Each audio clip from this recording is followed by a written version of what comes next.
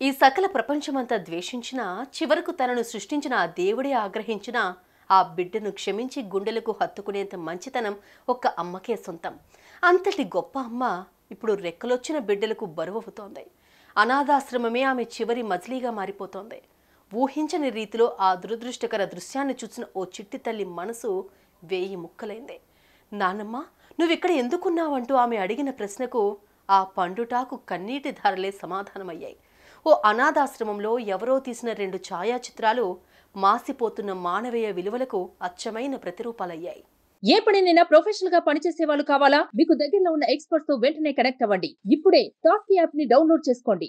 ఇదిగో అప్పటిదాకా ఎంతో ఆనందంగా గడిపి ఒక్క క్షణంలో విషాద దేవతలా మారిపోయిన ఈ చిట్టి తల్లి స్కూల్ టూర్లో భాగంగా ఓ వృద్ధాశ్రమానికి వచ్చింది.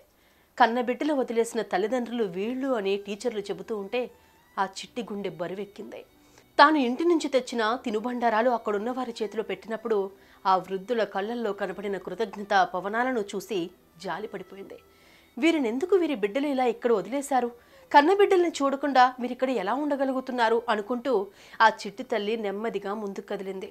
అలా ఓ 4-5 అడుగులు వేసిందో లేదో ఆ బంగారు తల్లికి ఊహకందని అనుభవం ఎదురైంది. ఇంతకీ అక్కడ ఆమెకు ఏం కనిపించింది?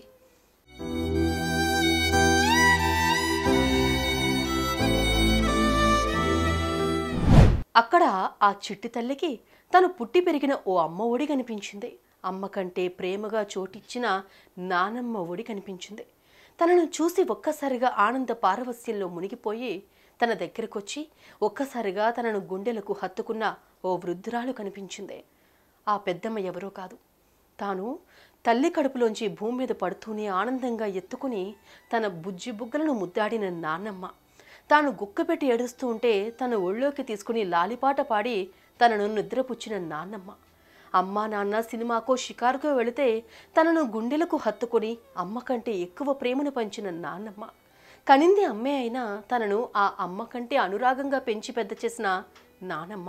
తన బోసినవ్వులను చూసి ఈ ప్రపంచాన్నే జయించినంత ఆనందపడ్డ ఆ నానమ్మ దిక్కులేని దానిలా ఓ పాత కంచం పట్టుకుని అయ్యా ఇంత ముద్దయ్యండి అన్నట్టుగా ఆశగా చేయి చాచి అడుగుతుంటే ఆ దృశ్యం చూసి ఆ చిట్టి తల్లి ఒక్కసారిగా నివ్వెరపోయింది.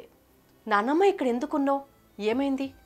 నానమ్మ ఎక్కడ డాడీ అంటే బంధువుల ఇంట్లో ఉంటానని వెళ్ళిపోయిందంటూ నాన్న చెప్పింది అబద్ధమా? చెప్పు నానమ్మ అంటూ అడిగిన ఆ చిట్టి తల్లి ప్రశ్నకు ఆ పండుటాకు ఏ సమాధానం చెప్పగలదు?